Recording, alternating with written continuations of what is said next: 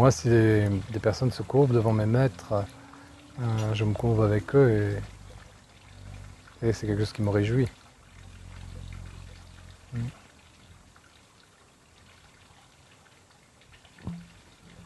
Mm. Et même si quelqu'un s'incline devant moi,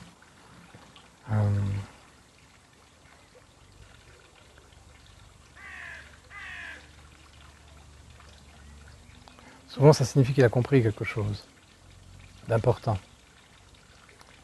Et peut-être qu'il n'a pas encore compris que moi je ne fais que représenter tous ceux qui m'ont précédé.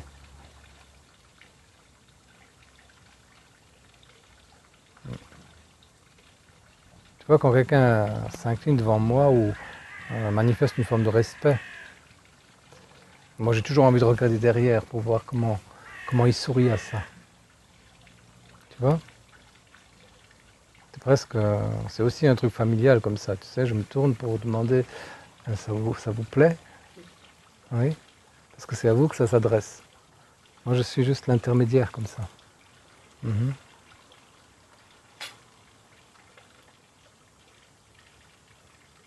Mhm.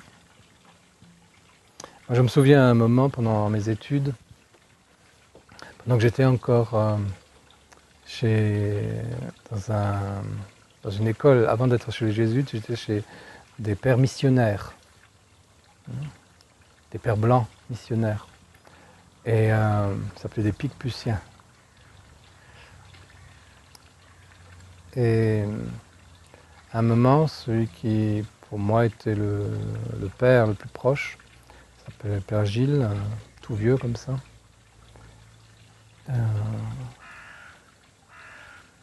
Il était souvent malade, parce que vraiment très vieux.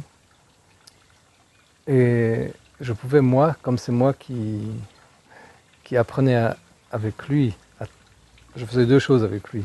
J'apprenais à tresser des paniers en oseille. Non, en osier. Quand je dis oseille. Ouais, en osier. Hein. Et ensuite, ouais, je sais pourquoi. Non, parce que je lui ai apporté un plat comme ça un jour. Et je voulais vous raconter ça. Tu vois, j'étais déjà avec... et le plat que je voyais, c'était celui-là. Bon. Et j'apprenais ça avec lui pendant mes cours de latin. Parce que j'avais du retard en latin et avec lui, je rattrapais par rapport aux années passées. Et quand il était malade, c'est moi qui lui apportais ses repas. Et j'allais en cuisine et c'était des frères cuisiniers comme ça, tu vois. Et ils préparaient le repas et puis moi je mangeais rien de ce qu'il y avait sur les plats. Hein, parce que j'étais un peu capricieux encore à l'époque. Quoi? Toujours. Oui. Donc j'allais à la cuisine chercher, je me vois encore, hein, tu vas chercher ses plats. Et quand j'arrivais chez lui, je lui disais, regardez ce que les cuisiniers, il y a un des frères qui s'appelle frère Jean, regardez ce que le frère Jean a préparé pour vous. Tu vois, et je voyais ses yeux qui regardaient, il aimait les manger aussi. Et il regardait, ah oui, ça a l'air bon, tu vois. Et quand je retournais ensuite les plats à la cuisine, j'allais trouver le frère Jean, et je disais, ah, il a beaucoup aimé ce que vous avez fait, quoi.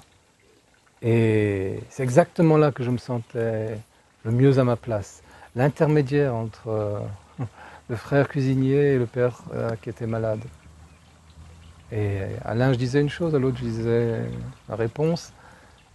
Et c'est comme ça que je me sens quand quelqu'un vient vers moi avec respect pour moi, pour l'enseignement et tout ce que nous faisons, par rapport à tous ceux qui m'ont précédé. Même par rapport à des gens qui n'ont pas été mes vrais maîtres, mais qui ont été des gens qui m'ont inspiré d'une manière ou d'une autre. Hein. Et parfois je parle de certaines choses qui viennent de ces gens-là aussi, hein, qui étaient des gens plus ordinaires. Mais quand je vois que quelqu'un capte une chose, je pense à cette personne. Et parfois je suis dans la même situation ici. Tu vois, quand les repas sont faits, c'est vous qui vous êtes occupé du repas ce soir? Oui.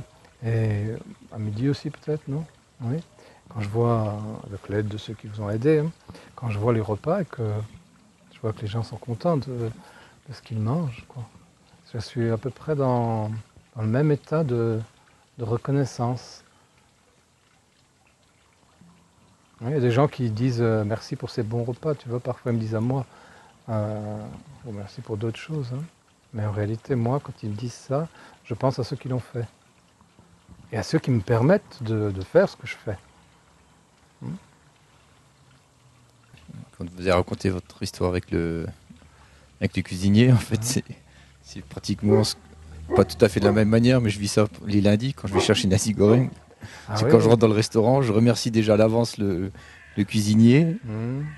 Puis en fait, c'est presque devenu un rituel où Mmh. bon, je me réjouis de vous ramener quelque chose qui vous plaise. Ouais.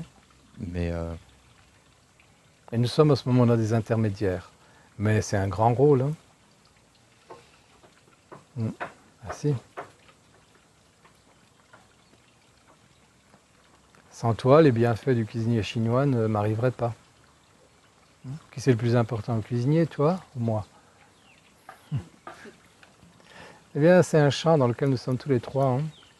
Et c'est bien comme ça. Et quelques autres encore, mais ces trois-là en tout cas.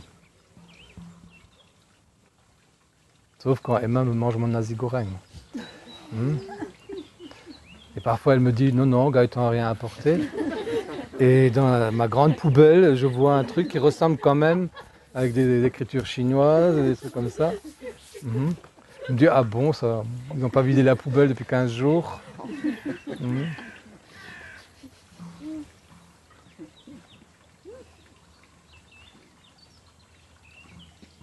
Bonne soirée.